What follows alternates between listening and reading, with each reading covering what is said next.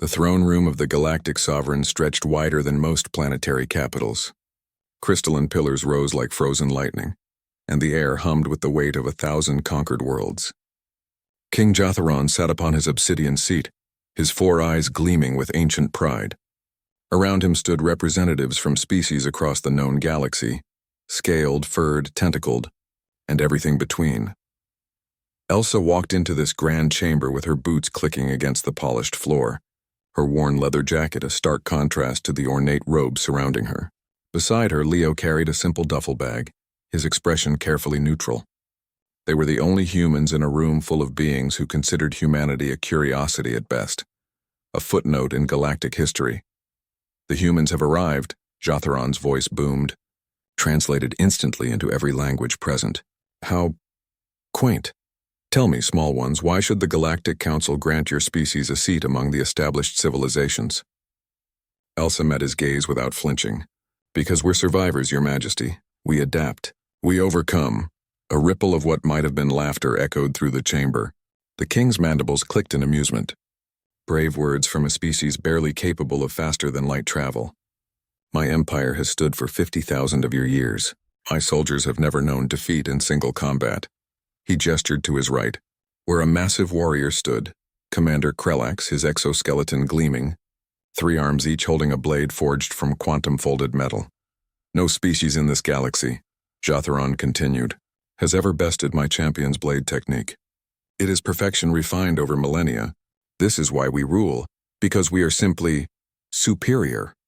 Elsa's lips curved into a small smile. Leo recognized that look and suppressed a grin of his own. "Let's test that," Elsa said quietly. The room fell silent. Even the bioluminescent creatures in the walls dimmed their glow. "What did you say?" Jatharon leaned forward, intrigued. "I said, let's test that claim, Your Majesty. Your champion against me. Bladed combat. If I win, humanity gets its council seat and full rights as a sovereign species." The king's laughter was genuine now, a deep rumbling that shook the crystals overhead. "You? A creature so fragile that a simple atmospheric change could kill you? Against Krelax, who has slain the greatest warriors of 100 worlds." "Those are my terms," Elsa replied, still smiling. Jatharon studied her with his multiple eyes, searching for the trick, the deception. He found only calm confidence. "And when you lose?" "When I lose, humanity withdraws its petition and we never bother the council again." Leo stepped forward then, unzipping the duffel bag. He pulled out 2 objects, a katana in a worn scabbard, and what looked like a simple combat knife. The gathered aliens barely gave them a glance. Primitive metal weapons against quantum-folded perfection seemed like a joke. "Very well," Jatharon decided, his curiosity outweighing his caution. "Let it be done. Commander Krelax, try not to kill her too quickly. I want the others to witness what happens to those who challenge our supremacy." The throne room center cleared. Krelax moved to one side, his 3 blades humming with contained energy that could slice through starship hulls. Elsa walked to the opposite side, accepting the katana from Leo.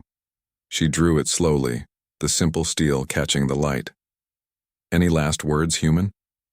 Krelax's translator rendered his clicking speech into something resembling pity. "Just one question," Elsa replied, settling into a ready stance that looked almost relaxed. "In all your thousands of battles, have you ever fought someone who grew up knowing they could die at any moment? Someone whose entire species learned to fight not for glory, but for survival?" Krelax didn't answer. He lunged forward with speed that defied his massive size, all 3 blades cutting through the air in a pattern mathematically designed to be unavoidable. Elsa moved. It wasn't the flowing, ceremonial combat the aliens were used to seeing. It was efficient, brutal, and honed by countless hours in dojos where mistakes meant bruises and broken bones. She didn't try to block all 3 blades, that would be impossible. Instead, she redirected one with her katana, twisted her body to let another pass millimeters from her skin, and stepped inside the reach of the 3rd. Her blade found the joint in Krelax's exoskeleton, not the armored plates, but the flexible tissue between them. She didn't strike to kill, just to disable. The commander's left arm went limp, one quantum blade clattering to the floor. The chamber erupted in shocked murmurs. Krelax roared and pressed his attack, faster now, more desperate. His remaining blades became a whirlwind of lethal energy. But Elsa had already read his patterns. Every civilization's perfect fighting style, she realized, was perfect only against what they knew. They had optimized their techniques against each other, but never against something fundamentally different. Humans had learned from hundreds of martial traditions, melded them, evolved them through necessity. Brazilian Jiu-Jitsu met Kendo, met Krav Maga, met street fighting, met desperation. Where Krelax fought with precision, Elsa fought with adaptation. She dropped low, lower than his anatomy would ever allow him to go, and swept his legs with a move that was more wrestling than swordplay. As he fell, she was already moving, her katana at his throat before he hit the ground. Silence. Complete, absolute silence. Yield, Elsa said softly. Krelax's remaining blades clattered to the floor. I to yield. Elsa stepped back, sheathing her katana with practiced ease.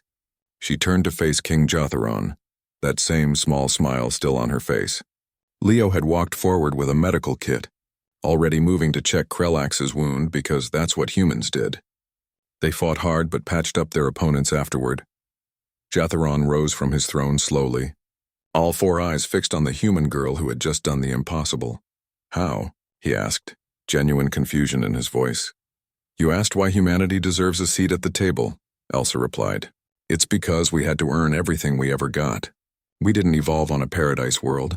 We fought predators, diseases, each other, and our own planet just to survive. We've been testing ourselves against impossible odds since we learned to walk upright. Your soldier is incredibly skilled, but he'd never face someone who learned to fight like their life depended on it every single time. She glanced at Leo, who had finished bandaging Krelax and was helping the commander to his feet with surprising gentleness. That's humanity, Your Majesty. We fall down, we get back up, we learn, we adapt, and we never ever stop trying. That's what makes us worthy. King Jotharon was silent for a long moment. Then slowly he began to laugh. Not mockery this time, but genuine appreciation. The council will convene tomorrow, he announced. And I suspect the vote will be unanimous. Welcome to the Galactic community, humans. Something tells me things are about to become far more interesting. As Elsa and Leo left the throne room, she could hear the buzzing conversations behind them. 1,000 species suddenly reassessing everything they thought they knew about the small, fragile creatures from the blue planet. Leo finally spoke. You were really confident back there, Elsa grinned. Sometimes you just have to smile and trust that being human is enough. And in a galaxy full of ancient powers and impossible technologies, sometimes it was.